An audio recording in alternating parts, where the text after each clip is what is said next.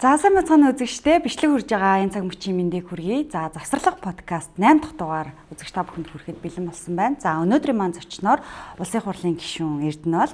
За ерөнхий сайдын зөвлөх Мөнхсүл маань ирсэн байна. Тэгэхээр өнөөдөр бид хэд бол тэтгэвртэй холбоотой асуудлаар ярилцсан. Тэгэхээр Монгол Улсын засгийн газраас тэтгэврийн шинжилгээг яаж хийх вэ гэдэг дээр өөрсдийнхөө бодлогыг боловсруулад саяхан одоо засгийн газрын хуралдааны дараа танилцуулсан тийм. Тэгэхээр удахгүй улсын хурлаар хилцэгдэж чинь. За ер нь энэ тэтгэвртэй холбоотой асуудал олон нийтийн дунд хүлээлт, за хилцүүлэг байдлаар өрнөд ингэ байж байгаа учраас энэ анхаарал татсан сэдвүүдээр ер нь одоо хуулийн төслийн боловсруулсан ажлын хэсгээс мэдээлэл авъя. За мөн парламентод зүрх хүч хийж байгаа Ардс намын гишүүдийн байр суурийг бас сонсъё гэдэг утгаараа та хоёрыг урьсан юм аа. Тэгээд хүрэлцэн ирсэнд бас баярлалаа. Баярлалаа. За тэгээ Монгол улсад бол ер нь нөгөө тэтгэврийн доод хэмжээгээр тэтгэвэр авах хүчтэй тоо бол нийт тэтгэвэр авж байгаа хүмүүсийн 57 бараг 60 орчим хувийг эзэлт юм байна тий. Тэгэхээр эднэрийг одоо зөрүүтэй байдал байна гэж ярьдаг. Ялангуяа улсад олон жил ажилласан мөртлөө сүүлд тэтгэвэр гарч байгаа сүүлд одоо бага хугацаанд ажил хийгээд тэтгэврт гарч байгаа хүмүүсийн хооронд зөрүү үүсэт байна гэдэг маргаан хамгийн хүрэндэг.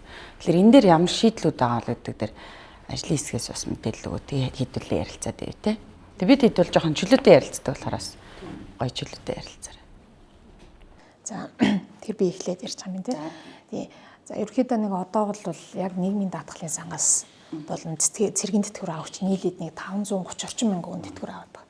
Тэгэхээр энэ 530 мянган хүний 10 тутмын 6 буюу 57% нь 769 мянга ба түүнээс доош хэмжээний тэтгэвэр аваад байгаа. За гэтэл яг энэ 769 мянган төгрөг авч байгаа хүмүүс дандаа улсад бага ажиллаад хамгийн бага одоо хувь хэмжээгээр шимтгэл төлсөн хүмүүс гэж үзэж бас болохгүй болчиход байгаа. Яг тэгэхээр энэ дотор 20 жил, 25 жил, 30 жил ажилласан хүмүүс ч байна. За олон жилийн өмнө тэтгэврт гарсан хүмүүс ч бас байгаа тийм. Тэгэхээр яг энэ хүмүүсийн одоо иргэдийн бага тэтгэвэр авч байгаа үндсэн шалтгаан нь ажилласан жилээс илүүтэй өөр эдийн засгийн хүчин зүйлүүд нөлөөлөд байгаа юм л да. Тухайлбал одоо 90-ад оны дунд үе, 2000-ад оны эхээр бол эдийн засгийн өсөлт их тааруу байсан. Энэ үед бол дундад цалин өс маш бага байсан. Тэгэхээр тухайн үедээ бага цалинтай байсан хүмүүс тухайн үедээ тэтгэврийн хэмжээ нь багаар тогтоогдсон байдаг. Тэгээ өнгөрсөн хугацаанд бол тэтгэврийн хэмжээг бас жил болгон үнийн өсөлт инфляцаар индексжүүлж нэмдэггүй байсан, үе нэмдэг байсан. Бас тодорхой улс төрийн арга хэмжээнүүд аваад ингээд сонгуулийн мөчлөгийн наа нэмэгч гэдэг юм уу энэ олон үзэгдлүүдээс болоод аль болохоор одоо олон жилийн өмнө тэтгэврт гарсан хүмүүсийн тэтгэврийн бодит үнцийн буурах болсон ийм үзэгдэл тодорхой хэмжээ болсон. Тэгэхээр яг өөрөөр хэлбэл нийт одоо даатгуулагчийн тэтгэвэр бага байгаа нь тухайн хүний ажилласан хугацаа цалин хөснөөс гадна ерөнхий эдийн засгийн цалин бас энэ бодлого дээр нөлөөлдгөө гэж бас үзэж болно. Тэгэхээр цаашдаа бол засгийн газраас одоо ер нь тэтгэврийн тогтолцоон дээр илүү энэ суур энэ олон жил явж ирсэн энэ асуудлуудыг ажмаар залруулах тийм. Жишээлбэл жил болгон одоо хэрэглээний үнийн индексээр тэтгэврийг нэмэгдүүлэх, бодлого баримтлах. За дээрээс нь аль болохоор олон жил ажилласан хүмүүсийнхаа урамшуул сэтлийг бий болгох гэдэг юм иймэрхүү зүйлүүд одоо шинэ тэтгэврийн хуулийн дээр бодлого хөвдөл орж ирсэн гэж ойлгож байна. Ер нь гэхдээ яалчгүй би өчтөр нөгөө арчилсан нам 4.1 мэдээллийн цагаараа бас хэлсэн шүү дээ. Ингээд ер нь ингээ харьцуулаад ингээд харахаар яг тийм байгаа байхгүй. Одоо өнгөрсөн хэдэн жилд бид махыг хэдэн килограмм мах хэдэн төгрөгөөр авдаг байлаа. Өнөөдөр бид нэр 100 мянган төгрөгөөр 3 кг мах авч хүрэхгүй юм нөхцөл байдалтай байхад тэтгэвэр хүртэл одоо бас 700 мянгаар тогтно. Тэгээд чинь насаараа ажиллачаад сард тийм хэмжээний мөнгө аваад явхаар тэтгэвэрчийн уг нь тэтгдэг байх хэрэгтэй шүү дээ хүнийг те. Одоо бидний имийг ингээд хүмүүс таалагдах байдлаар хэлбэр аргаар гэдэг шүү дээ тийм. Ингээд ярих айгүй амархан. Ер нь бол аль нам засагч байгаас үл шалтгаалаад Монголын төрөг болвол иргэддээ ээлтэл бодлогыг явуулах хэрэгтэй. Иргэн төвтэй тэр одоо бодлогыг явуулах хэрэгтэй. За яг хөө ингээд Монгол улсын хүн ам одоо ингээд 3.6 сая болж байна. Тийм ээ. За 1988 онд 2 сая, 2015 онд 3 сая, 1961 онд 62 онд нэгдсэн үндэсний байгууллагад элсэж хаад манайх 1 сая хүрсэн. За ингээд нэг 3.6 сая хүн дотроос ажиллах хүч ингээд үзэх юм бол нэг сая орчим гэдээ бодлоо авчээ. За тэтгэврийн насных ингээд хүүхэд залуучууд 1-12 дугаар ангийн нэг 700 мянган хүүхэд байна. За манай жишээлбэл миний сонгогдсон тойрогт энэ жил 72334 хүүхэд 1-12 дугаар ангиас сурлаа. За ингээд нэг одоо breeding age гэж одоо хэлдэг шүү дээ. Одоо яг хийж бүтээх насны залуучууд ямар хүсэл тэмүүлэл мөрөөдөлтэй байна вэ гэхээр хэдүүлээ ингээд том зургаар нь харах гэдэг үзэл л да томруулдаг. Гэтэл яаж нэхлээр гадагшаага сургуульд явна. Скул бол гадагшаага ажиллана. Энэ нийгмийн өөрийнх нь орчил маань өөрөө хүмүүс бизнес хийхэд ээлтэй орчин байна уу? Баялаг бүтээхэд ээлтэй орчин байна уу? Одоо тэр татвар төлөгчд буюу төсвийг бүрдүүлэгчдийг маань олноор нь ингээд дэмжсэн байна уу буюу. За эдийн засгийн хэллэгээр бол inclusive economics буюу хүртээмжтэй эдийн засгийн загварлага бид нар явж гэнэ үү гэдэг асуулт байна. Өөрөөр хэлбэл ингээд ерөнхийдөө мөнгө бий болгодог бүрдүүлдэг энэ сав шимээ бид нар илүү ингээд том болгох, тэрийг тэтгэх бодлого эхэндээ явах хэрэгтэй. Эхэндээ явах хэрэгтэй. Нэг хоёрдугаарт цоорхоо онгорхоо сав суулгаа бас битгүүлэх хэрэгтэй. Нөгөө авилгын өчигдөр одоо ашигт малтмлын хууль гарч ирлээ.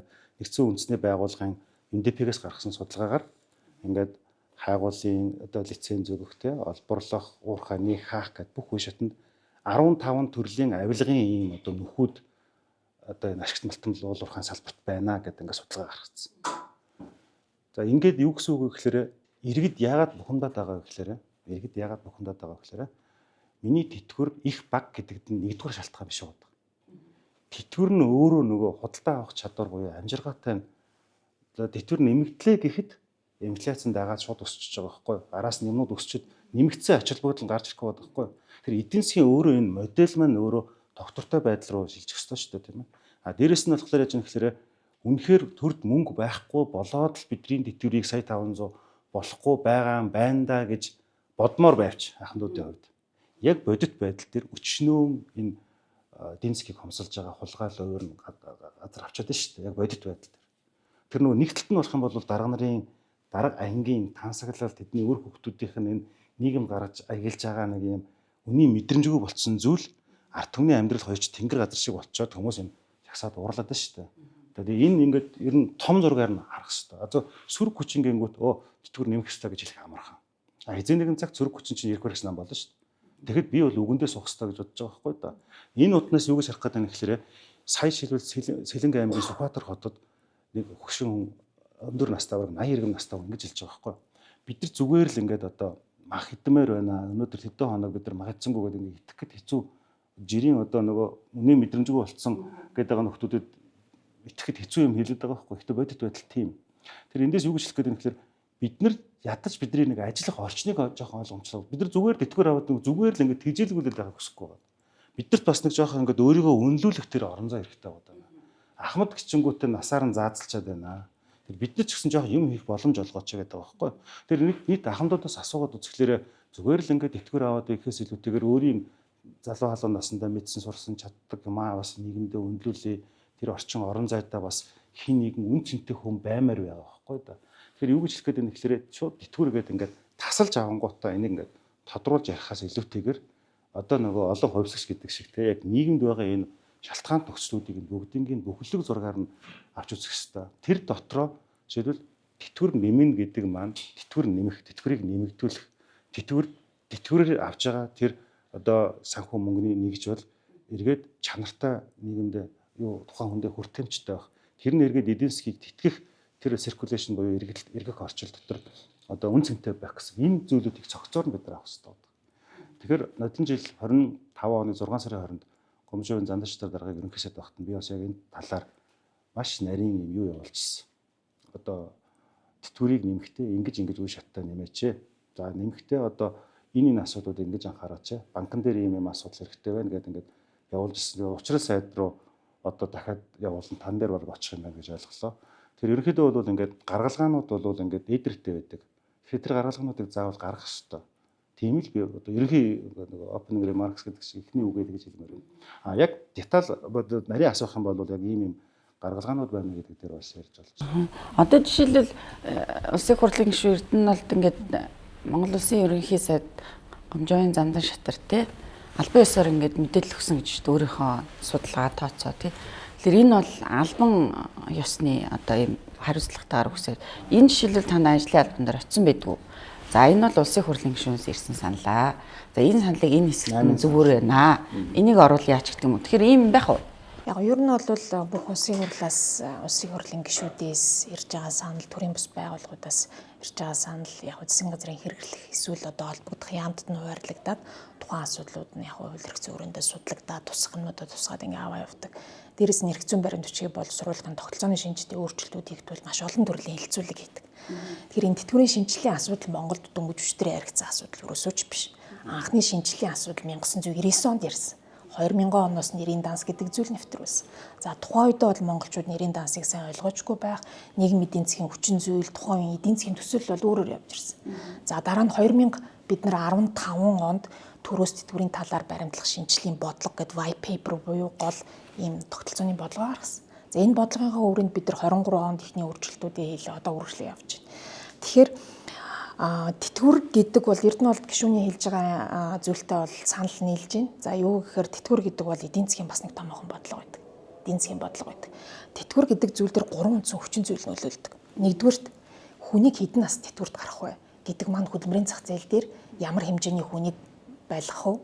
Одоо хөдөлмөрийн зах зээл дээр хэр удаан хүмүүсийг идэвхтэй ажилуулах вэ гэдэг бодлого болдог. Нөгөө талаас ажиллагч даатгуулаас ямар хувь хэмжээний шимтгэл авах вэ гэдэг маань эдийн засгийг өөрөлдвөл мөнгөний ямар хэмжээгээр татхуу буцаад тэр мөнгө маань нийгмийн дахин хувиралтаараа болж нийгмийн айл эсгүүдэд очих вэ гэдэг 3 дугаар хүчин зүйл болдог. За нөгөө талаас бид нар хэдэн наснд тэтгэвэр гарах вэ гэдэг түрүүнд дурдсан энэ бол хамгийн гол хүчин зүйл буюу дээрэс нь хэдэн наснд тэтгэврт гарах вэ гэдэг маань ямар хувь хэмжээгээр шимтгэл төлөх үү гэдэг маань ямар хэмжээний тэтгэвэр авах вэ гэдэг юм одоо уялдаагаар бодогддог. За тэгэхээр тэтгэвэрчин өөрөө даатгал гинт тэтгэврт гардаггүй гэдэг байгаа тийм яагаад тэгэхээр хүн болгоно хөшөрөх нь тодорхой. Гэхдээ 25 настай юм уу 30 настай залуучуудаас тэтгэвэр хэрэгтэй юу гэвэл хинч хэрэгтэй гэж хэлэхгүй. Яагаад гэвэл энэ чинь миопи гэдэг хүндрэлтний үзэгдэл. Тийм хүндрэлтний үзэгдэл 30 настай залуугаас та 60 настайдаа ямар хэмжээний тэтгэвэр авах вэ эсвэл инкүү гэж хэлэхэд бол яг үннээрээ хариулахдаа тэр 30 жилийн дараахыг төсөөлөх асуудал бол хувь хүний хувьд бол бүхэл хүндрэлтний хувьд тийм ийм зүйл хэцүү зүйл. Тэгэхээр өөрөөр хэлбэл хуримтлал нөгөө талаасаа тэтгэврийн даатгалууд дээр бас нэг сүүлийн үед одоо тийм 80-аад оноос Чилээс анх эхэлсэн зүйл маань юу гэхээр ерөөсөө тэтгэврийн санхүүжилтийн бодлогоор хуримтлал үүсгээд эдийн засгт урт хугацааны их үүсвэр бий болох нь бас эдийн засгт түлхэж үзүүлэх юм а гэдэг ийм бодлогын онолууд гарч ирсэн. Тэгэхээр одоо бол ийм хагас хуримтлал руу шилжсэн улс орнууд байдаг. Гэхдээ хагас хуримтлал руу шилжүүлнэ гэдэг маань хүний төлсөн бүх шимтгэл өөр дээрээ эрсдэл нь үүрэгдээд хөрөнгө оруулалтын эрсдлийг өөрөө хариуцаад явхаар ирээдүйд бас тэтгэвэр авахчдын ер нь авах хэмжээ нэлээд буураад эхэлдэг. Яг энэ тохиолдолд улсууд одоо ямар арга хэмжээ авч байна вэ гэхээр тухайн ахмад насны амжиргааг хангах зорилгоор бүх төрлийн суурь тэтгэврүүд, баталгаа тэтгэврүүд, орлогоос нь хамаарсан өөр төрлийн тэтгэврүүд бий болж эхэлж байгаа юм л да. Тэгэхээр үндсэндээ өөрөөр хэлбэл тэтгэврийн энэ бодлогыг бас том зүрх зургаар харж эдийн засгийн бодлогын агуулгаар ойлгох ёстой гэдгийг бол зүйтэй юм аа гэдэг. Ер нь одоо энэ тэтгэврийн шинжилгээний асуудал зөвхөн тэтгэвэр нэмэх гэдэг асуудлаас гадна маш олон асуудлуудаас орж байгаа юм байна гэж ойлгосон. Тийм. Тэгээ ер нь бол яг бид тэтгэврийн шинжилгээг анх хийхдээ ерөөсөө үзэл концепц нь хэн ямар хэмжээний шимтгэл төлж ийн тэрүүнтэйгээ уялдаатайгаа шударга тэтгэврээ авмаар байна гэдэг үзэл концепц 2000 оноос эхэлж явсан. За гисэн хэдий боловч энэ ч Монгол улсад бас доктортой ажлын байр төдийлөх хангалттай биш байлаа. Одоо эдийн засгтэр одоо нийт алтан бус ажиллагчдын эзлэх хүчин 40% байгаа дэр 41%. Энэ бол аюул өндөр үзүүлэлт. Гэтэл бидний эдийн засгийг албажуулах буюу одоо тий тодорхой хэмжээнд татвар нийгмийн даатгалын шимтгэл төлөх төр сэтлийг төрүүлэх гэхээр хүмүүс хамрагдахгүй. Сайн дурын даатгал нэг их хамралт явах. Одоо гэхдээ хоёр даатгал төлөгч нэг тэтгэвэр авахчийн тэтгэврийг бүрдүүлж байгаа. Цаашдаа бол ингэж явбал нэг хүнд ангаараа нэг хүний тэтгэврийг үүрээд явах одоогийн концепцээр одоо болох юм байгаа шүү дээ. Энэ одоо яаж өөрчлөгдөх вэ? Яг зүйтэй асуудал. Одоо бид нар ингээд яг өнөөгийн тогтолцоогоор албан секторынхаа хэдээсээ шимтгэлээ аваад тэтгэврээ тавиад ингээд явж. Гэтэл хүн ам зүйн нас хүтсийн бүтцэд өөрчлөлт ороод ирлээ. Насжилт бий болоод ирлээ. Тэ насжилт бий болоод ирлээ. Дээрээс нь төрөлт буураад эхэлж байна. Ирээдүйд цаашаа буурна. За одоо бол яг нөгөө 90-ад оны баг төрөлтийнхэн төрөх насны очиод одоо буураад байгаа. Гэтэл цаашдаа бол ер нь нэг эмэгтэйд ногдох хүүхдийн тоо буурч эхэлнэ. Төрөлтийн хэлбэр коэффициент гэдэг тий. Тэгэхээр энэ үед бол сан одоо өөрийгөө авч явах буюу одоо нөгөө PS өвч гээд идэг орлогоороо зарлагаа нөхдөг тэр системүүд ерөн дэлхий дээр ажиллагааны хүндрэлтэй болж эхэлж байна. Тийм учраас улс судал хуримтлалын систем, хагас хуримтлал илүү олон жил ахмадыг ажилуулах түрүүн бас Эрдэнэ улд гişүн хэлээд шүү дээ. Ахмадууд зүгээр тэтгэврийн хүнгээ байгаад юмаргүй байна уу? Идэвхтэй насжилттай, мөрөглөлтэй нэр төртэй амьдрмаар байна гэдэг чинь цаашдаа ахмад хүнийг идэвхтэй удаан насжуулахад бас чухал хүчин зүйл болоод байгаа. Тэгэхээр гэтэл бид хүн ам зүйн хүчин зүйл маань одоо маш сайхан байгаад байна. Цонх үйтэй байна. Нийт хүн ам маань залуу байна. Гэтэл энэ хүрээндээ бид нар даатгалынхаа амралт хүрээгээ хугацаа хожиж өргөсгөх ёстой. За тийм учраас яг одоогийн энэ тэтгэврийн шинжилгээний хүрээнд нийгмийн даатгалын ер нь хамрах хүрээг тэлэх бодлогыг нэгдүгээр тавья. Яагаад хүмүүс албан бус секторын улсууд хүмүүс нийгмийн даатгалын шимтгэл төлөхгүй байна. Сэтэлжүүлэх механизмууд юу вэ? Тэрийг сэтэлжүүлье. Тодорхой хэмжээний урамшууллууд байж болох. Гуравдугаарт яагаад залуучууд энэ системд орохгүй байна? Яагаад гэвэл миний төлсөн шимтгэл хайчичдээ. Надаа ирдэг юм уу? Хуримтлал яагаад үүсдэггүй юм гэдэг асуултууд тавигдаад байна. Тэснээс тэрийг хадгалж банкнд арай би одоо амьдралтай асууад юм. Би одоо төгснөөс хойш одоо ингээд яг нийгмийн даатгал төлөхлөд би 14 жил тасралтгүй нийгмийн даатгал төлсөн байна л да. Гэтэл би одоо сая ингээд ажиллаа солилоо.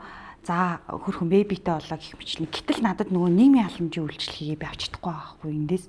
Тэг одоо би энийг одоо яах юм? Одоо жишээл нийгмийн даатгал би насаараа төлөөлэн гэтэл одоо ингээ яг тэндээсээ би яг нийгмийн хамгааллаа одоо ингээ бүрэн би баг банкнд л нэг тодорхойлт авахтаа лавлгаа авдаг одоо нэг тийм хууцл баг болоод штэ. энэ дээр одоо өөрчлөгдөж байгаа энэ шин заалтаар шинэ хуулиар яаж байгаа юм гэхээр ерөөсө гарааны бизнес эхэлж байгаа үйл ажиллагаа эхлээд 1-5 жилийн дотор явж байгаа энэ бичил жижиг одоо 1-5 хүнтэй аж ахуйн нэгжүүдэд 1-3 хүнийх нь ажиллах байгаа шимтгэлийг хөнгөлөе гэж байгаа. Тэтгэвэр болон тэтгэмжийн даатгалын гол мас юм. Тэгэхээр хүн даатгуулагч зөвхөн өөрийнхөө талыг төлж. Тэгээд тэр хүн харин эмнэлэг твтэх 100% байхгүй болгочоор тэр хүний нийгэм баталгаа унчин штэ. Тэгэхээр эмнэлэг твтэх одоо жирэмсэн амарцынхаа тэтгэмжийг авах, кредитнийхаа мөнгийг авах, за эрүүл мэндийн үйлчлэгээ авах тэр хэсгүүд нь бол даатгуулагч өөрийнхөө хэсгийг төлөөд 9.5%. Тэгэхээр одоо энэ ингэх үү? Наа чин болохоор хараа тухайн аж ахуйн нэгжийн хөнгөлөлт шиг сонсогдоод байгаа байхгүй. Аж ахуйн нэгжийн хөнгөлөлт байгаа.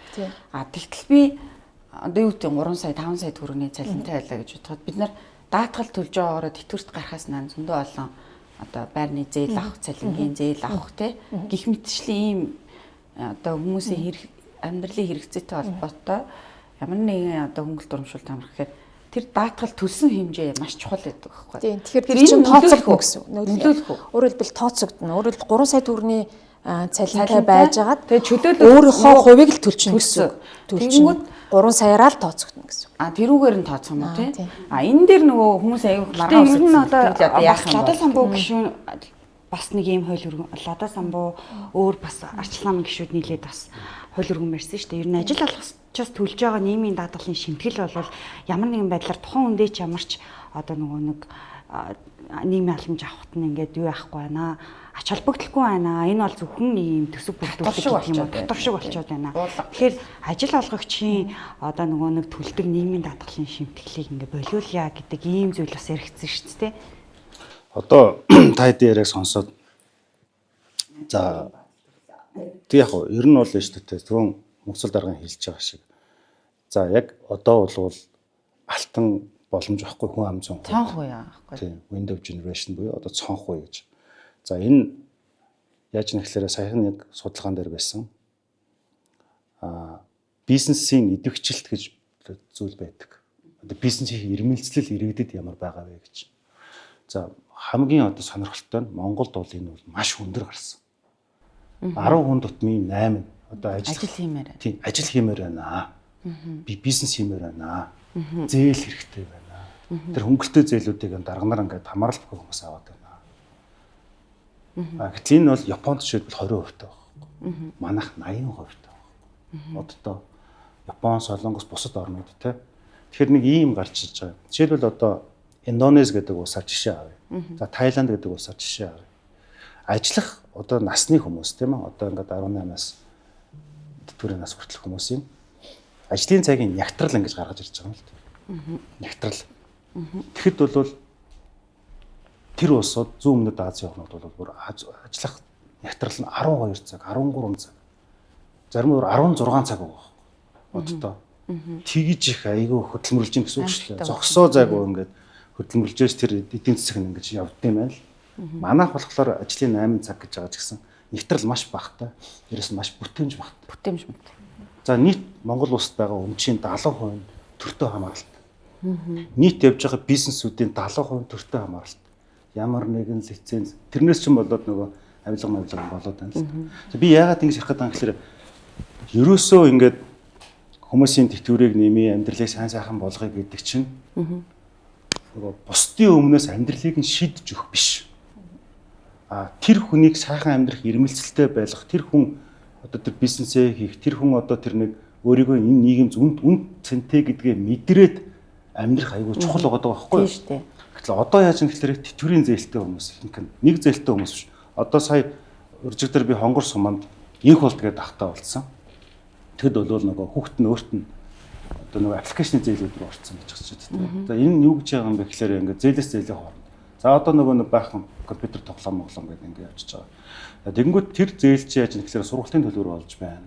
Тэр зээл бол яг тэр нөгөө өөрийнх нь одоо нөгөө тэр хөгжил ч юм уу амьдрал энийг одоо зогсоож хүмүүс рүү явж байгаа. За тэгэхээр би нэг яг хэд хэдэн ийм шийдвэртэй зүйлийг хэлмээр байгаа. Яг ингүүл одоо энэ бүх зүйлийг засч болно гэсэн зүйл те. Өнөөдөр ингээд тийм байна харин одоо хэдүүлээ хамтдаа нэг юм шогшрох бол хаан ч хийдэг зүйл шүү дээ. Уу нэрээ тийм одоо яах вэ гэдэг те. Яг ямар гарцууд хэрэгтэй юм бэ гэдэг. Би санал авах гээд байна л да. Гэхдээ энийг бол одоо энд ярьж байгаа шиг ордон дотор ярьж байгаа зүйлүүд байгаа даа. За нэгдүгээрт энэ хамааралтай биш юм шиг сонсогдож магадгүй. Монгол улс үндэсний аюулгүй байдлын үзэл баримтлалыг 94 онд нэг баталсан 2010 онд баталсан. Одоо ингээд шинээр батлах гээд явж байгаа. Би улсын хурлын гишүүн болоод ерөнхийлөгч энэ бичгүүдийг явуулсан, цааныг явуулсан. Төрийн одоо 3 өндөрлөг гэж хэлэгддэг хүмүүст явуулсан. Ерөнхий сайдад бас явуулсан. Шинэ ерөнхий сайдад дахиад явуулсан. Юу гэхээр Монгол улсын төсөв энэ мөнгөний бодлого тийм үү. За дээрэс нь төсвийн хүрээ, төсвийн төсөөл гэдэг юм чинь энэ үндэсний аюулгүй байдлын үзэл баримтлалд нийцж байгаа хэсэг талаар аудит хяналт тавих хэрэгтэй байдаг. Ерөөсөө 16 жил хийгдэг байрцсан. За яагаад би өмнө нь нуугнаад ирж шүү дээ. Яагаад ийм юм гэхээр би та нарт ингээд аяга бодит байдлыг хэлээ.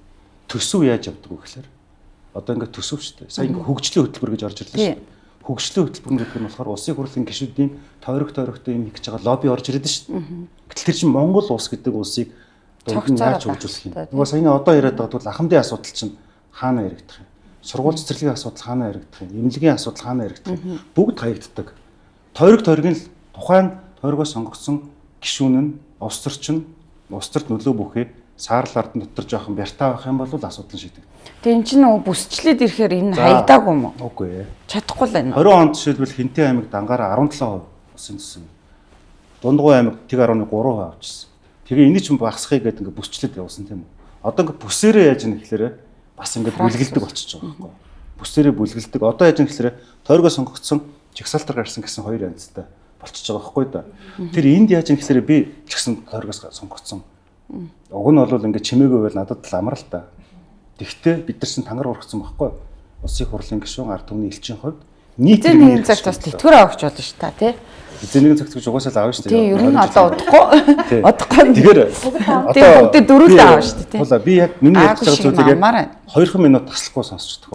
За яг тэр би энэ та түрүүн бараг 10 минут сонссон шүү дээ. Тэгэхээр би яг ингээ гаргалгаанууд хэлэх гээд байна. За нэгдүгээр тэгэхээр одоо яаж юм гэхээр өнөөдөр бүх сумаар явхад яаж юм гэхээр эмнэлгүүд нь 50 60 жилийн насжилттай, сургуулиуд нь 50 60 жилийн насжилттай ингээд бүхэлдээ ернөөсөө хөрөнгө оруулалтын хөтөлбөр аяг хүнд байдалд орсон. Тэгээд энэ 330 сум чинь тархуу байрлаж байгаа энэ их бүтээн байгуулалт тийм үү гэдэг чинь дахиад асар олон их найдыг шаардаад байгаа байхгүй юу. Тэгээд тэн дотор нэж байгаа босрлын чанар нь хүнд, дээрэс нь эмнэлгийн хүртээмж нь хүнд. Өөрөлдвөл тэнгууд одоо яаж юм гэхээр энэ төсөв гэдэг юм чинь Монгол хүний амьд явах, эрүүл аюулгүй орчинд амьдрах эрхийг хангахад чиглэх хэрэгтэй болчиход байгаа байхгүй юу. Гэтэл энэ зүйл хийгдэхгүй байна. Би дахиад сонгогдохоо бодоод тойрог дээрээ хэдэн төгрөгийн төсөв аваачих нь миний тэндээс дараас улсад одоо улсын хурал сонгогдох үнц нь болчиход шүү дээ. Гэтэл энэ тогтолцоог халъя гэдэг байгаа байхгүй юу. Энэний төлөө яваад байгаа нэгдүгээр асуудал. Төсвийг эренбитэй болгох хэрэгтэй. За одоо эренблээ. Та бүгдээрээ тойрогоо мартчихал та төр зур. За одоо бүгдээрээ тэр салбарын лобби юмудаа мартчихал та. Аль бизнес аль талбараас орж ирсэн түр хойшин тавьчихал та. За яг одоо ингээд Монгол улс гэдээ аваад үзээд за одоо бидэрт 3.6 сая иргэд байна. Ийм тэтгэврийн насныхан байна. Ийм хүүхэд залуучууд байж байна. Ийм одоо жилд 4500 хүн хор тавдар тусаад байна. Зөвхөн машин зам дээр хүний хариуцлахгүй байдлаас болоод 550 60-аараа өргөдөд байна. Гарцан дээр мөргүүлж нас урж байгаа хүмүүсийн тоо хэд байна. Ингээд дотор нөгөө сурооны скутер гэдэг хүн ялгаж штэ. Нэгдүгээрт Монгол хүний эрүүл аюулгүй орчинд нөлөөлөд байгаа хүчин зүйлүүдийг шалтгаан толгойг нь гаргаад энийг бууруулахад чиглэсэн бодлого түүнийг санхүүжүүлэх хөрөнгө оруулалт нэгдүгээр асуудал. Нэгдүгээр асуудал. 2. $1 боловсролын тогтолцоонд зарцуулахад 12 нугарч нийгэмд өр өгөөж өгдөг учраас за боловсрол бол эдийн засгийн суурь ойлголт юм байна.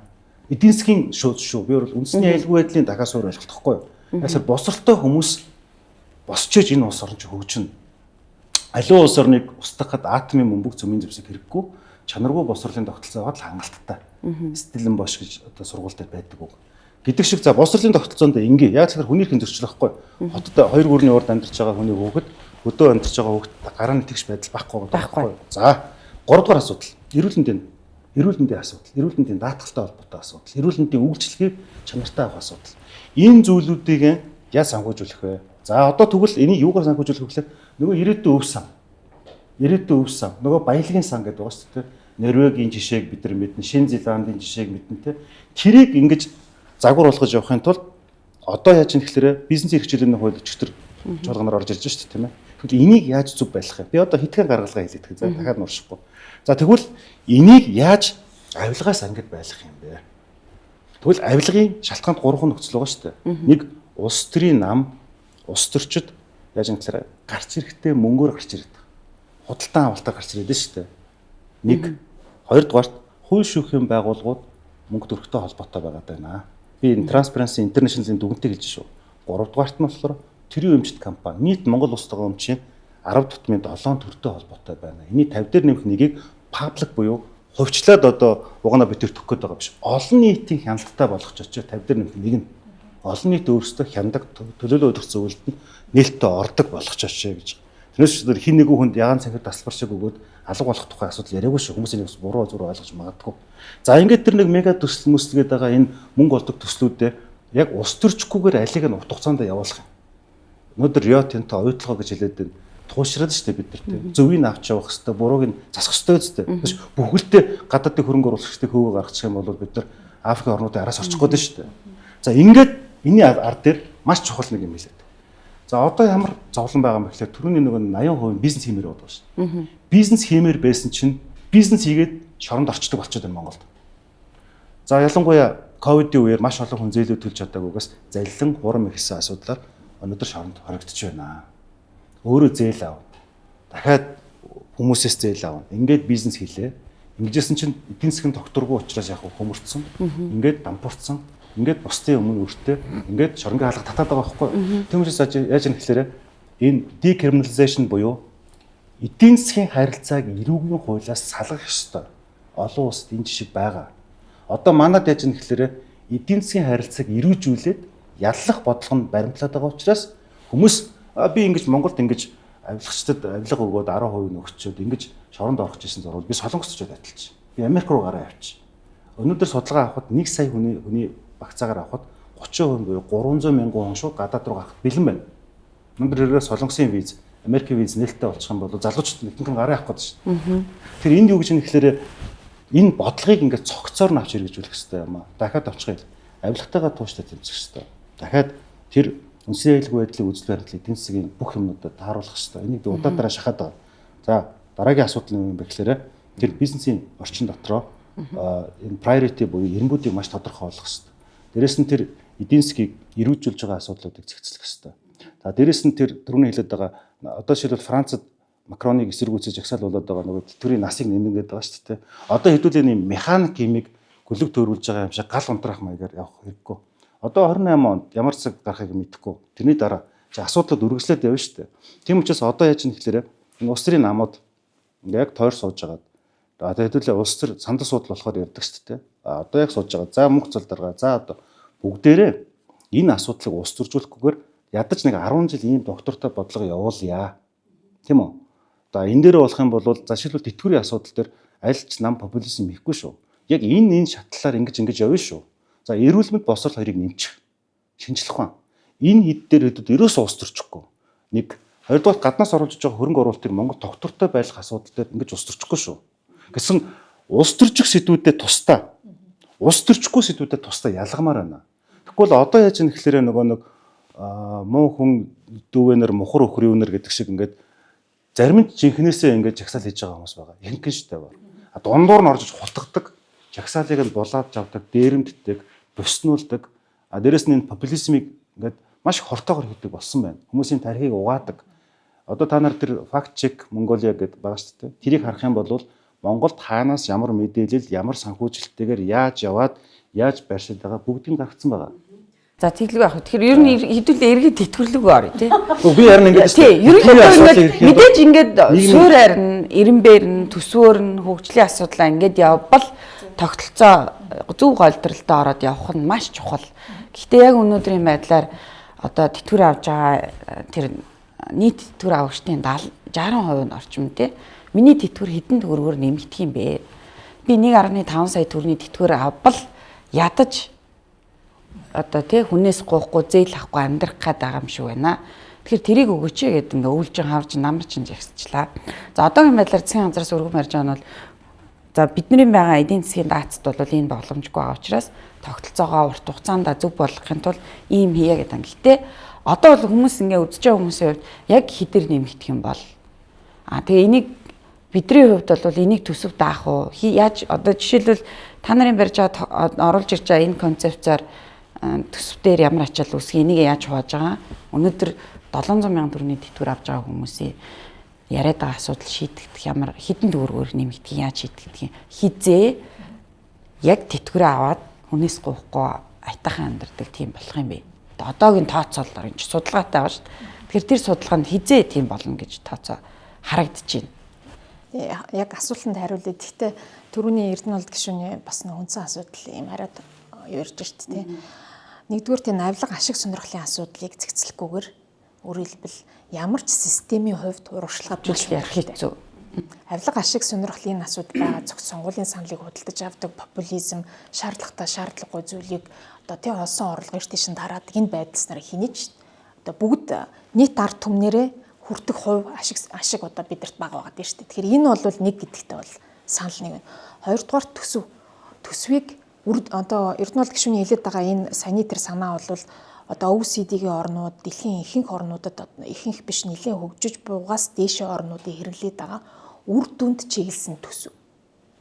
Энэ онд жишээлбэл Монгол улс те босрлынхоо төвшинг ахиулъя гэж үзье. Хүүхдүүдийн хувьд. Босрлынхоо бид нар суур гэж үзээд бүх одоо хоёр намын хувьд ч юм уу улс төрийн одоо хувьд те лидершипийнхаа хүрээнд консенсуст хүрээд өнөөдөр бид нар боловсролын системийг сайжруулахын тулд ерөнхий боловсролын сургуулийн алхангийн хүүхдүүдийн сүүлийн 3 жилийн хугацаанд л одоо чанартай боловсрол эзэмшүүлэх тэр хөрөнгө оруулалтыг нэмэх нь зөв юм байна гэдэг ийм юм төвшүүлсэн гэж бодъё. Тэгвэл тэр үр дүнд хэрхийн төлөө л боловсролын салбарын төсвийг чиглүүлэх ёстой. Тэрээс боловсролын салбарыг одоо тий чанар хүртээмж Монгол хүүхдүүдийг боловсролтой болгохын тулд сум болгонд байшин барих нь зөв. Яагаад гэвэл бид нар өөрөөр хэлбэл энэ төсвийн одоо тий тархаа бутархаа энэ бодлого чинь бидний хүсэж байгаа багшийн тоог нэмснээрээ одоо байшингийн тоог нэмснээрээ боловсролч өөрөө чанартай хүртээмжтэй болчихсон. Манай подкастн дээр нөгөө өмнөх дугаар дээр яригдчихсэн ерөнхий боловсролын сургуульд сурж байгаа хүүхдүүдэд бид нар яг ямар иргэн болж төлөвшүүлж байгаа юм бэ? Яг монгол хүн болж төлөвшүүлээд байгаа юм уу? Тэгээ монгол хүн болгож төлөвшүүлэхийн тулд одоо ямар системээр яагаад байгаа? Зүгээр л 12 төгсөөд гадаадад одоо гадаадын их сургуульд ингээ бэлддэг ч юм уу? Гадаад явуулдаг ийм л хүчнээ тэгээ нөөцийг бэлддэг орон болж гэнэ үү гэд яг янз бүрийн асуудал байгаа. Тэгэхээр яг өдөр төсвийг шууд үр дүнтэй болгож иж бид нар олон асуудлыг шийдвэрлэнэ. Тэгэхгүй бол бидний олж байгаа орлого хязгаарлагдмал байна шүү дээ. Эренбэлэхгүйгээр ямар үр дүнд хүрэхээ мэдэхгүйгээр нийгэм тулгамдж байгаа бүх асуудлыг эсвэл төрийн албаагчийн тоог нэмэгдүүлэх замаар эсвэл хаа нэгэн газар байшин барилга хөрөнгө оруулалт нэмэх замаар эсвэл нэг одоо тий тоног төхөөрөмжийг шинээр худалдаж авах замаар ерөөсөө бидний асуудлыг шийдэж чадахгүй байгаа. Тэгэхээр нэгдүгээрт бид нар ямар зорилго дэвшүүлж байгаа гэдэг маань өөрөө зөв байх хэрэгтэй. Тэтгэврийн даатгалын одоо нэг зорилго нь бол бид нар биш тий энэ одоо 769 мянга бүгдээрээ аваад 60%, 10%, 6% бүгдээрээ нэг тэтгэвэр аваад байдаг. Тэгээд дахиад тэр 6-гийн 4 нэг хэмжээтэй, 2 нь дахиад нэг өөр хэмжээтэй.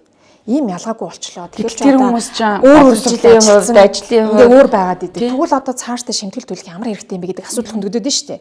Тэгэхээр энэ засгийн газрын үед бол тэгвэл энэ асуудлыг шийдэх нь бидний priority байна.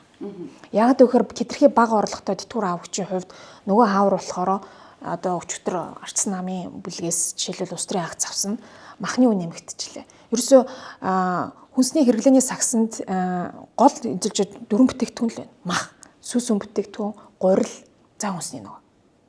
Тэгэхээр энэ дөрвийн чинь жишээлбэл үнийн өсөлт нь бага орлоготой өрхүүд дээр шууд татвар болоод инфляцийн татвар болоод буучиж байгаа. Тэгэхээр энэ асуудал чинь яаж хамгаалах ёстой ингээд тэгвэл бага орлоготой энэ өрхүүдэд тэтгэврийг нөхөхдөө арай өөр байдлаар явъя. Тэ? Инфляцийг бууруулах бодлого дандаа мөнгөний шууд нийлүүлэлтийг багасгах бодлогоор явуулж чадахгүй.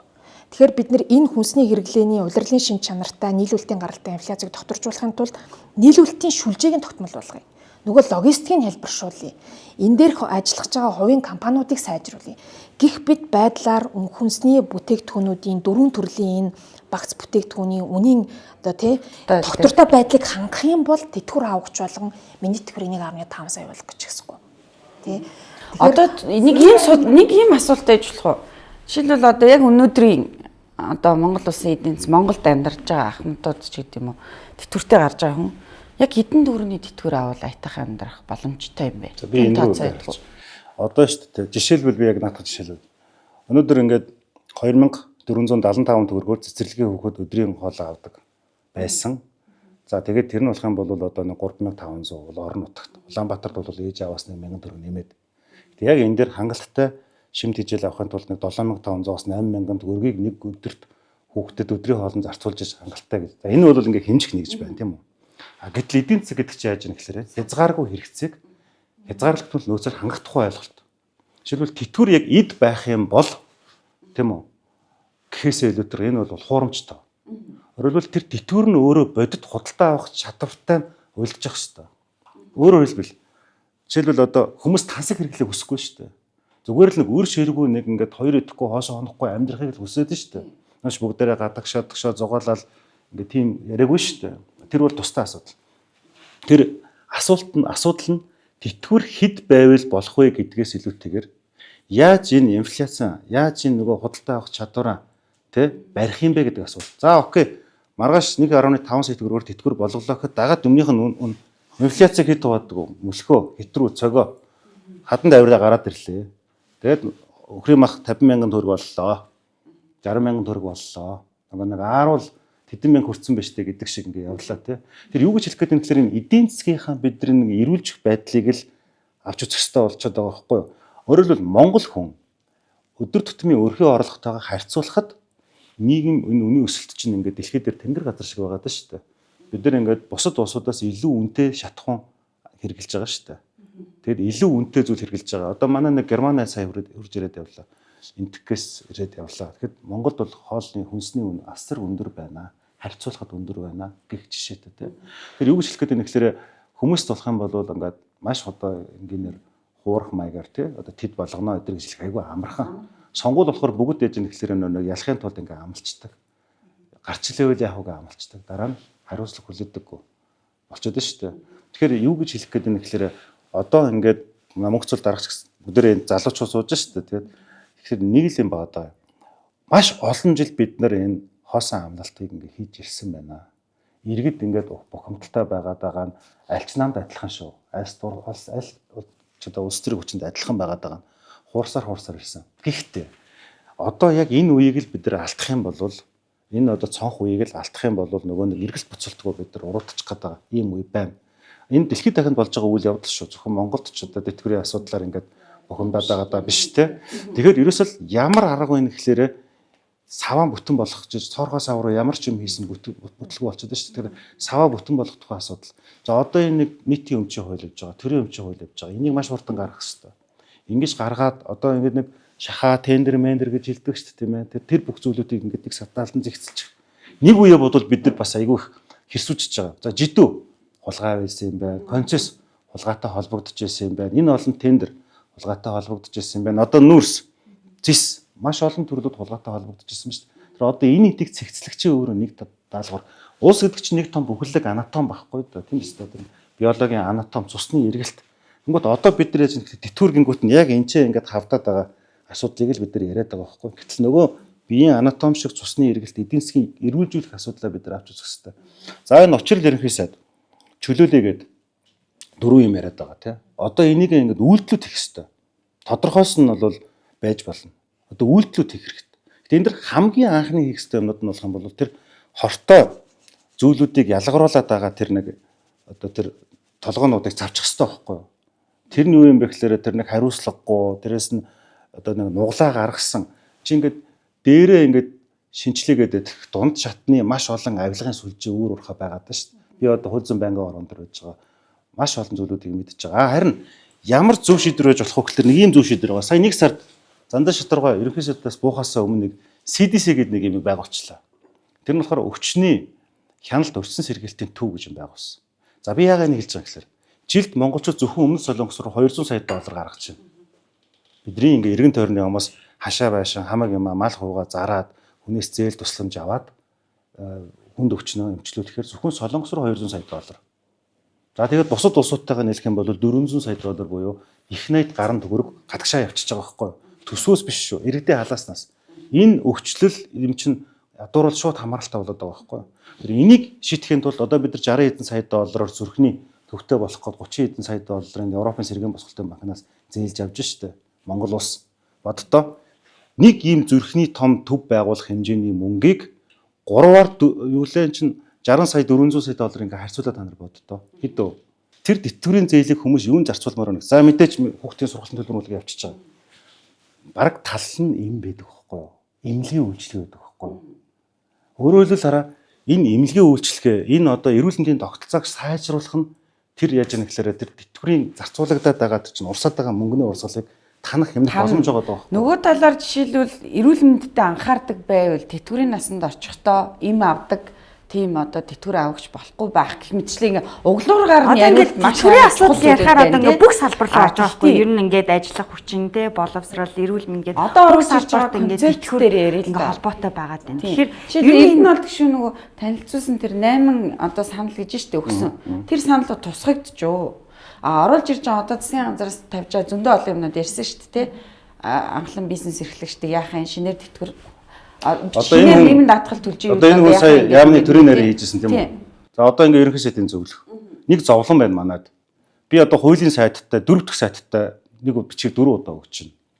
Эхлээд 24-оос хойш 4 дахь сайттай өгч байгаа байхгүй. Тийм биз дээ. Энэ докторгүй те хэдэн сар болоод нэг хүн солигддог. Дахиад ихнээс нь ярьдаг те. Одоо та хоёр тэрийн асуудлаар одоо эхэлж ярьж байна тийм биз дээ. Өмнөх хүмүүс чинь зөндөө өгсөн тийм. Таны 8-аас нэгийг та 20 жил ажилласан болохоор таны 8 санал байна гэж штэ. Тогтолцоог өөрчлөхийн тулд ийм зүйлүүдийг оруулах чухлаа гэд. Тэрнээс та нэгийг минийх юм байсан юм аа. Одоо банкны асуудал одоо жишээлбэл тийм. Яг энэ өөрөө их том сэдв байгаад байна. Нэгдүгээр би тийм. Тэгэхээр хэдүүлээ нөгөө хүмүүс маань болохоор хэдүүлэг тэтгэврээ ярина гэсэн болохоор миний тэтгэвэр хэдээр нэмэгдэх юм бол за яах гэж байгаа юм бол энийг одоо дэмжих юм болов шийдэх мэдээж дэмжинэ. Гэхдээ гаргалгаатай нь бид нар хамт оруулж ирэхгүй бол ихэнх улс төрчид яадаг вэ гэхээр энэ их өстой шүү дээ. Ялангуяа сөрөг хүчин байх юм бол энэ одоо жишээлбэл хамгийн энгийн жишээ татъя. 2016 онд Монгол Ардын нам тухайд нэгч төрлийн татвар нэмэхгүй гэдэг амлалт өгсөн. Гарч ирээд 7 төрлийн татвар нэмсэн гээрвэл би улс төрж болох байхгүй юу? А би тэгмээргүй шүү дээ. Шийдэл хэрэгтэй шүү дээ. Хүмүүс ингэж байна л да тоо хүлээгээд байна. Одоо тэтгэр авч байгаа хүмүүс. Тэгэхээр яг хуу сая засгийн газраас одоо засгийн газрын хуралдаанаар хилцсэн. Улсын хуралд бол харах өргөн баригдааг байгаа. За энэний гол концепц маань юу гэхээр нэгдүгээр тэтгэврийн даатгалын тогтолцооны одоогийн алдаануудыг жоохон эрүүлжүүлье. За хоёрдугаарт бага орлоготой тэтгэвэр авахчийг дэмжиж, ер нь цаашдаа тогтолцоогоо илүү шудраг болъё. За нэгдүгээрт юу гэхээр одоо шууд ерхий сайд бол маш хэлээд байгаа тий. Одоо ингээд системийн гажиг үүсцэн байгаа тохиолдолд нийлхүүд нь 10%, 20% тэтгэврийг нэмнэ гэж амлах сайхан. Тэгээ энэ ингээд буцаад тэтгэвэр авахч нар тийм сэтгэл хангалуун бос байгаад байна шүү дээ. Яагаад зарим нь өөрөөр хэлбэл би 10 жил нөхөн даатгал авчаад. За тэгэхэд дахиад 4 хүүхэдтэйгээд 6 жил орж ирчээд би бодтор 3 жил ажилласан байхгүй юу? Ингээд би адилхан 769 авна. А гэтэл тэн нэггүй 25 жил багш хийгээд 1999 онд тэтгэврт гарсан адилхан 769. Тийм тэгэхээр энийг чинь дахиад өөрчлөөд явъя гэдэг энэ тогтолцооны гажиг засах бас нэлээд хатуу арга хэмжээнүүд оруулж ирж байгаа. Жишээлбэл сүүлийн 5 жил чи хувь нэмрээ оруулчвал өндөр тэтгэвртэй болно гэдэг эн чинь өөрөө тогтолцооны хувьд бол хэдийгээр ганцхан заал юм шиг боловч бүх хүмүүст сэтэлжүүлэхэ болчихж байгаа. Тэгвэл би одоо өндөр нийгэм дадлын шимтгэл төлөх ямар хэрэгтэй юм. Би одоо дөнгөж 30 сайн дураар төлж байгаа л сүүлийн хэдэн жилдээ юу ч хэлэхгүй юм биш үү? Тэгэхээр энэ хамгийн боломжтой хэсэг нь буюу хуваарь хөдөлмөрлөж байгаа өндөр орлого олж байгаа. Энэ бүлэгч нь буцаад яг 2.500-ын тэтгэвэр аваад шин. Гэтэл 25 жил доктортой шимтгэл төлсөн хэсэг нь яг яагаад 7-800 дээр унах хэвээр юм. Яагаад гэвэл өнгөрсөн хугацаанд төр өөр хэлбэл багш нарын цалин тийм сайхан доктортой нэмж чадаагүй шүү дээ. Тэг ингээд өөр хэлбэл энэ бүхнийг аль болохоор төссөн шимтгэл авах тэтгэврийн оюун уялдааг сайжруулах гэдэг зүйлийг зоригтойгоор хийя гэж. Яагаад гэхээр өнгөрсөн хугацаанд чи бид нар популизмдаа автж байна. Гişүн хэлсэн шүү ийм юм байна. За энэ нэгдүгürt орж ирж байна. Хоёрдугаар энэ 769 мянган төгрөг авж байгаа хүмүүсийн ажилласан жилийн ялгааг нь гарыг. 20 жил ажилласан. 10 жилийн нөхөнд татгалтай. 20 жил. Одоо тий энэ дээр би уучлаарай. Одоо энэ дээр жишээлбэл хүмүүс ийм хүлээлттэй байхгүй. За өөрчлөгч байгаа юм байна. Гэтэ мэдээж шууд маргааш алга ирүүл окей болохгүй шүү дээ. Бид нар эдийн засаг дац нийгмийн мөнгөний инфляцийнхаа асуудлыг эхлээд давхардуул шийдэхгүй болохоор шууд амлалт гэхэр чинь хэцүү ч байна. Ямар үе шатаар яваад бид нар тэр зөв голдролгоо орох тийм судалгаа хийсэн. Хэдэн оноос эхлээд одоо ингээд чинь өнөөдрийн байгаа эдийн засгийн газраас сувган барьж байгаа хувилбар бол 27 оны 1-р сарын 1-ээс ямар ч байсан баталгаа тэтгэвэр авахчд үгүй. За хоёрдугаарт бол хэрэглээний үнийн индексээр авч байгаа тэтгэврийг нь өөрчлөе гэсэн ийм хоёр гол концепц орж ирж байгаа. За нөгөөдүүл нь бол тогтолцоог засах ёстой. Энэ юунууд нь 28, 29 он гэдэг үе шаттай явна. Тэгээ одоо шууд гинт одоо тэтгэврт гарах га төлөвлөсөн үнийг таних 6 жил болсон шүү гэд нэг өдөр ингээд бас шууд хэлж болохгүй тий. Тэр хүн жил алхмаар яваад алхмаар шудраг байдал хийзээ тогтох уу? Шудраг байдал дунд хугацаанд тогтно гэсэн үг. Дунд хугацаанд хийзээ. За өөрөөр хэлбэл хүн болгонд өөр гэсэн үг шүү. Тийм хүн болгонд 50 настай хүн 5 жилийн дараа тэтгэврт гарах. 45 настай хүн гэж ингэж гарч ирнэ гэсэн үг. Тэгэхээр одоо шил 1 сарын 1-ээс 769 мянган төгрөг аваад 30 жил ажилласан хүний тэтгэвэр арай илүү мөнгөнд өнгөрнө. Баталгаа тэтгэвэр нь илүү мөнгөнд өнгөр байна. 769 төгрөгтэй боловч 15 жил ажилласан хүний одоо баталгаа тэтгэврийн хэмжээ бага зэрэг ялгаатай байна. За магадгүй 3 сая төгрөгийн тэтгэвртэй хүн баталгаа тэтгэврийн хэмжээ 100 мянган төгрөг л очно. Яагаад гэвэл тэр хүний тэтгэвэр чи өөрөө баталгаатай байгаа байхгүй юу? Гэх мэт иймэрхүү байдлаар оруулж ирж байна. Энэ бол өөрөөр хэлбэл old age income security гэдэг guaranteed pension гэдэг ер нь бараг дэлхийн 60-аад улсад байдаг ийм суурь одоо. Гэхдээ бид нар маш аажмаар оруулж байгаа. Ер нь суурь тэтгэвэр нэвтрүүлнэ гэдэг асуудлыг баг 11 оноос хойш Монгол улс ярьсан байт юм билээ. Хүний хөгжлийн тухайн үеийн одоо тий тэр юм уутайгаа холбогдуулаад за 15 онд бол яг ийм бодлогын баримтчиг дээр баталгаа тэтгэвэр энэ төр гэдээ ороод ирсэн. Ингээд яг судалгаан дээр үндэслэл яваад л байгаа юм билээ. Одоо энэ ийм байхгүй юу? Тэтгэврийг шудраг тогтооно гэдэг өөр айгуу чухал. Шудраг хүмүүс биш тэ их баг гэж ярьдаг нэг хэсэг хүмүүс байгаа ч нөгөө талд нь манай сумын минийх ингэж би ингэж нэг юм зүтгэсэн.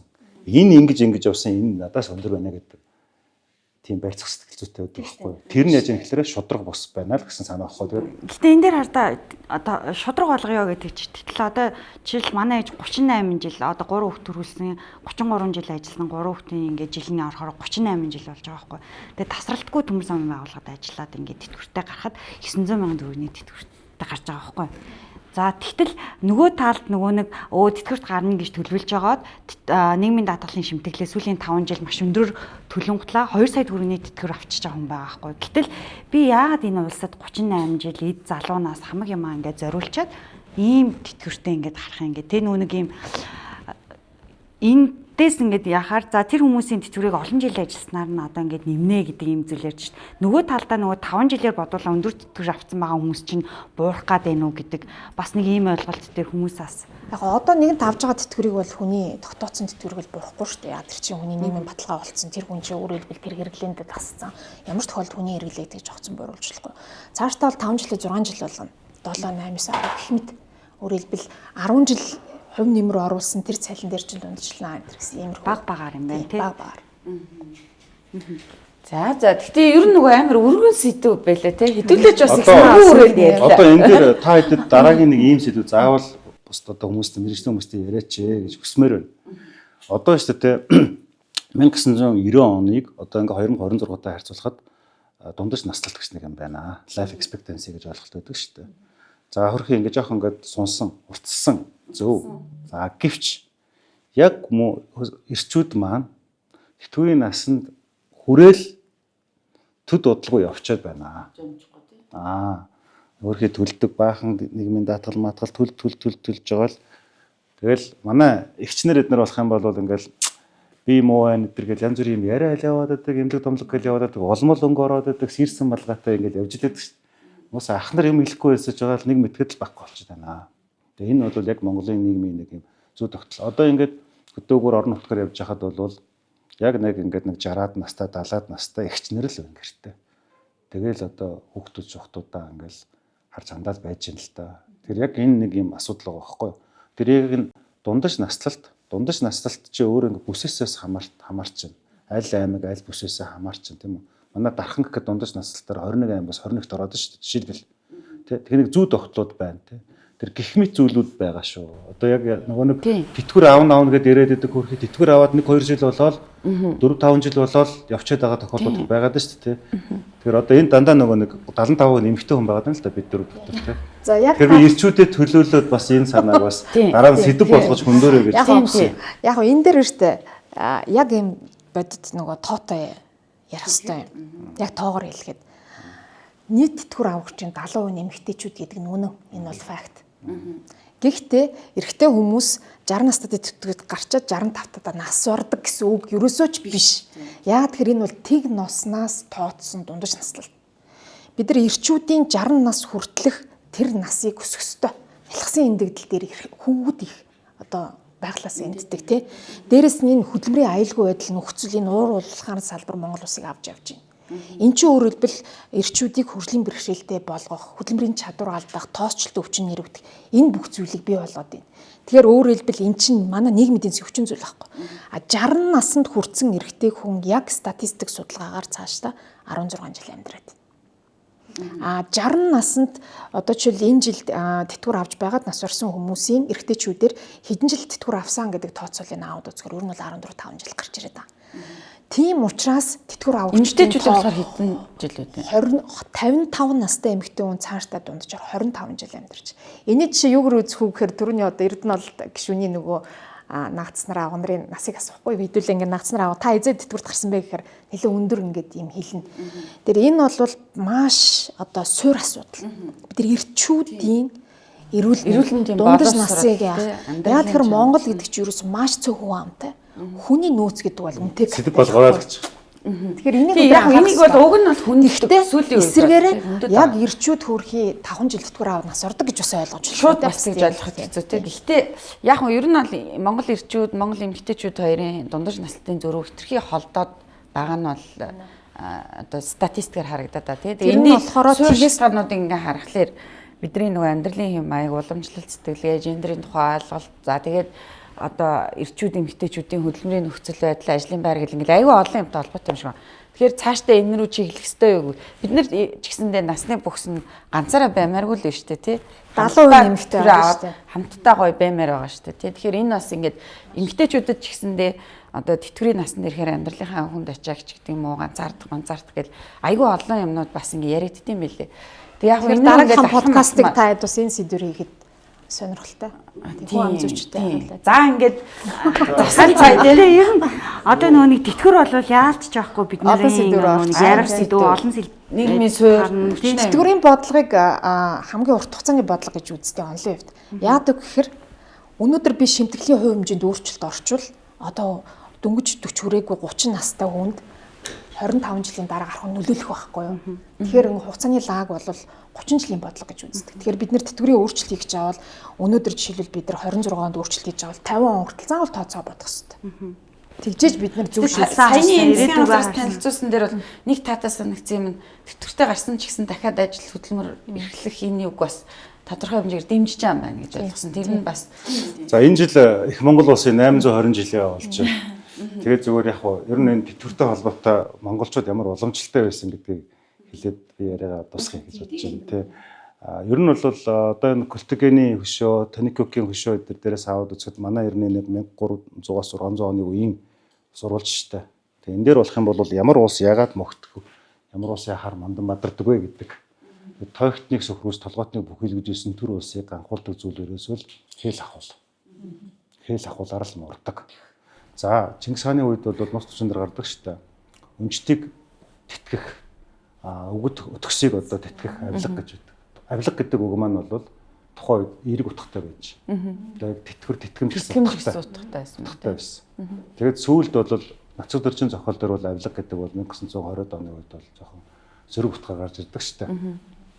Бараг ачлал хайр байсан юм шүү дээ. Тэр уг нь бол авилга гэдэг бол өнчтийг тэтгэх, өвгдийг асрах авилга өгжээ гэдэг чинь бол одоо тэтгэмж тэтгэлэг байсан байна тийм үү?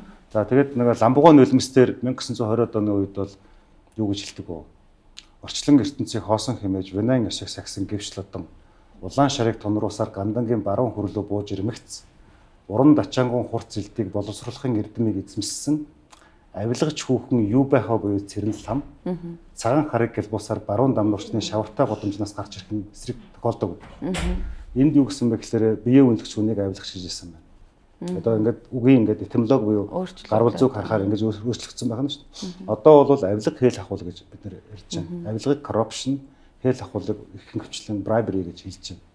За авилга маань дотроо махан тэжээлтэй, өвсөн тэжээлтэй ингэж хоёр байна. Энэ онлын дагуу ярьж шүү дээ. Эрх зүйн онлын дагуу.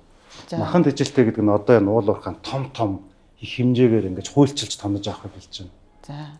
За өвсөн тэжээлтэн гэдэг нь нэг жижиг сажигтай нэг сургууль цэцэл өөгөөгүй тэр чинь махан тэжээл рүү гоо тий. Одоо тэр нь болохоор нэг жижиг сажиг нэг багш магштай нэг чоколад маклад гэтээ цалингаас давсан авилга мөнгө гэдэг ба ш. Цалин дотор хэмжээ нь бол авилга биш гэдэг. За ингээд юу гэсэн мэхлээрээ ер нь бол тухайн улсын одоо төрийн бодлогод монголчуудын нүүдэлчдийн энэ төвийг сэтгэлгээнд бол тэнгэр газар итгэлдэх буюу одоо хос ёс гэж байна л да. Энэ дотор бол яг энэ хүмүүсийг итгэдэг байсан. Хууль дээр жанжны арга гэрт яаж тэтгэлэг өгж ирсэн гэдэг бүгдийг ингээд хийжсэн л да. Тэгэхээр ер нь бол энэ тэтгэврийн асуудал ч юм уу тэтгэмжийн асуудал энэ бол ерөөсөө Монгол төрийн бодлого байсаар ирсэн юм бэл. За одоо нэг улсыг байлдан дагуулж аваад өмчөө одоо хураахтаа хинч нөгөө алтан хочир хоёр өмчөө аваад явж гот нь байлдаа нэг хишиг хураахаас өмнө хураагаад авчдаг шин. Яг ингэж дундаа тавьж байгаа шудраг хувирлдаг гэсэн. Энийг би ягаад одоо цагтаа холбох гэдэг вэ гэхээр уулуурхаагаас мөнгө орж ирж байна, орж ирж байна тий. Монгол тодорхой хэмжээний хөрөнгө оруулалтууд байна. За яг ийм шүү. За энэ мөнгө байгаа шүү. За энэ мөнгөнд өнгөөс яг одоо хамдуудаа ингэж зарцуулна, тэдний хөгжилд ингэж зарцуулна, эрүүл мэнд боловсролтой гэдэг ингэхгүй болохоор энэ нөгөө нэг тогтолцоогоо системтэй болохгүй учраас л ингээд талд байгаа юмуд бид юм яриад байна л да. Энд ч нэг боловсрол, тэнд ч нэг эрүүл мэнд, энд ч нэг тэтгэвэр гэдэг. Гэхдээ нөгөө нэг өмөрөө хүн шиг болчиход байгаа манай төр. Гинт нэг ингээд цагшаал жагсаал хийхээр ч юм уу нэг юм ярихаар л хөөш тиймштэй гэж хэлдэг. Ус тэр намаач гэсэн адилхан өмөрөө юм шиг болчиход байгаа байхгүй. Гэтэл яг энэ чинь нэг юм тогтвортойгоор бодлого явж байгаа хэвээр. Тэрний төвд нь бол яг энэ ахмад насны асуудал тэр нэгтвэ гişүн хэлээд байгаа шүү дээ. Асаргааны тухай ойлгоо шүү дээ. Тэр энэ чинь ингээд цогцоороо явнаа. Тэгээ одоо мөнхцөл дарга туршлагатай хүн танаа подкастт дараа нь түрүүний сэдвүүдээр бас яриасаа гэж би бодож байна. Тэгээд та хэд нэг юм зүйл талархаж байгаа нь ингээд нэг хөнгөн сэдвэр одоо нэг ингээд маазраад өнгөрчдөг биш бас яг ийм айгүй чухал сэдвэр өнцөг гаргаж одоо биднийг ярилцлаганд өрсөнд баярлалаа. Шууд дөрвөлээ дуусгах гэдэг юм шүү дээ. Би нөгөө чуулган руу яриад байгаа учраас санал хураалтанд яриад байгаа учраас. Гэтэ нэр танаа тай засгийн газар огцруулна гэдгсэн чинь нэг юм асуучих. Тэрэн дээр та гар хэсэг зураа. Би одоо хөдөөгөр явж байгаа л ярьж шүү дээ. Ер нь гэхдээ зургийг гэж бодож байна. Одоо мэдхгүй та тэгээд одоо өөрөө үр дүнгээр нь харахгүй юу? Тэ. Ер нь зүгээр ийм багтуулж байгаа бүгдээрээ шийдэж байгаа. Би яг нэг хөдөөгөр яваад ирж байгаа. Дархуул аймгийн Арслан намын дарга одоо та асуусан учраас би одоо хариулчих. Тэгээд хөдөөгөр яваад нөхөн сонгуул Монголд оролцоод бэлдээд яваад байна. Тэгээд Улаанбаатар 40 төр ирлээ. Тэгээд одоо цогондоо суулж байна. Тэр акц аялээ тий. Үгүй нэг акц гэж та нар битгий ярьж. Зүгээр л чинь бодит байдал шүү. Ер нь өстэй бид нар ингээд нэг монголчуудын бэлгийн үс сохроогүй саруулах юм байна. Яг зөв улс төрийн тэр нэг акц гэдэг чинь үстэй нэг юмд харуулах гад үзүүлэх гэдэг одоо биш бодит байдал шүү. 2010 онд 26,000 төгрөг 4 кг авч ирсэн одоо 980 г авч байгаа нь үнэн биз дээ. Тийм. Тэгээ энэгээр акцлна гэдэг чинь гэхдээ нэг тийм улс төрчсөн гэсэн бас биш шүү дээ. Монголоор яриад та. Үйл явдал болжээ. Тийм. За тэгье.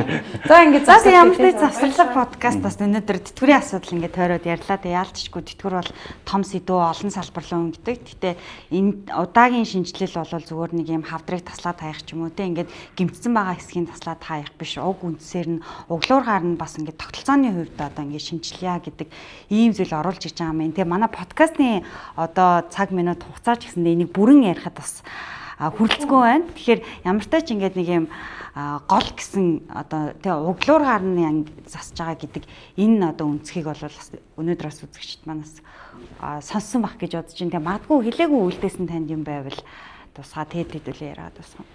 Яг би ч нөгөө нэг тийм техникийн хүмүүс судлаачудад нэг тийм тооцооллын дэ хүн тэгээд яг Эрдэнэлд гишүүнтэй бас ярилцлаганд орсон доо бас илүү өргөн хүрээнд ярьлаа.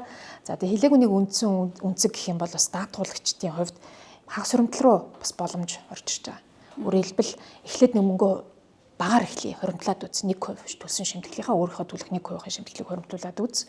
Хэрвээ ингээд оны эцэс та магадгүй дансандаа боддоор 300 сая төгрөг хуримтлуулчвал засгийн газраас урамшууллаад 150-ыг нэмж өгье.